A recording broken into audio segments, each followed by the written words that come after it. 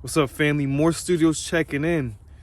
Our brother Kyrie Irving has issued another apology to that community.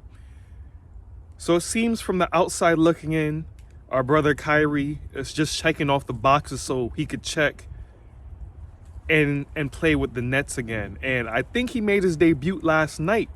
But don't be so harsh on Kyrie for him issuing an apology.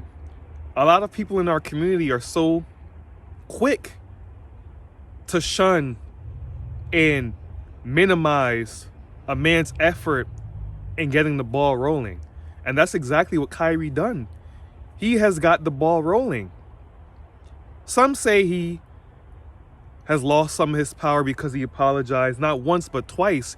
He issued the first apology on Instagram via caption, and the apology I saw, the verbal apology, was issued on ESPN. I don't know who the host was, but he was the one who had the platform where Kyrie apologized. And Kyrie, I feel like he still stands on what he does, but he's just doing the things he has to do to get back on playing with the Nets. And it shows you the public humiliation us black men go through since the dawn of time. This has been happening to black people since the beginning of time. And now it's less harsh. Well, it's not less harsh, less physically harsh, but they try to use your image, your likeliness, and try to buck break you into bending forward. They no longer do it by force. Well, to the public eye. They do it through public humiliation. They try to take your dignity and your pride away from you to make you bend board and buck down to their authority. This is the state of where we're in as black people, as a collective. They also canceled Chris Brown's performance at the AMA Awards, although he won the award. See how they hold our past hostage to us? See how they hold our tongues hostage to us? We are not a truly free people because someone is putting food in our mouth. Someone is cutting our checks. We're not allowed to say this. We're not allowed to wear that.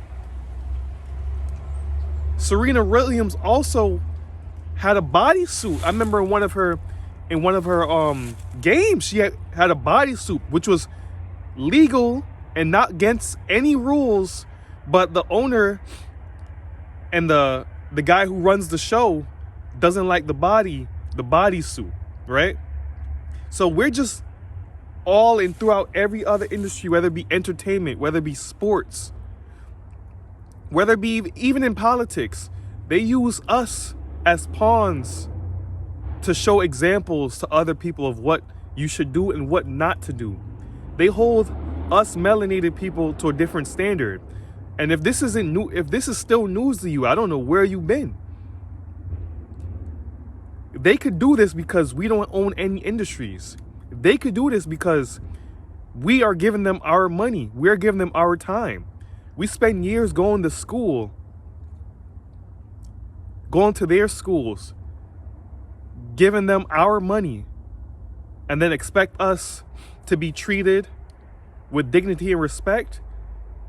Black man and black woman, no other race on this planet vibrates at the frequency of your heart. Our heart vibrates at a whole different frequency. So for any other person to match us is asinine. You can't be going through this world thinking other people will match your efforts. Use this Kyrie buck breaking as an example, because they publicly lynched that man and nobody in his close corners came to his side because they were distracted with the millions they making. LeBron got distraction with that billion he got. Everyone is distracted with the sponsorships and contracts they got. Sometimes you have to go against the grain to prove a statement. And not many of us are going to do that.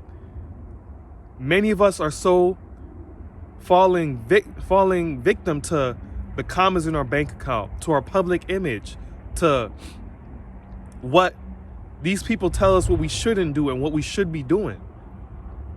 This is how they have control.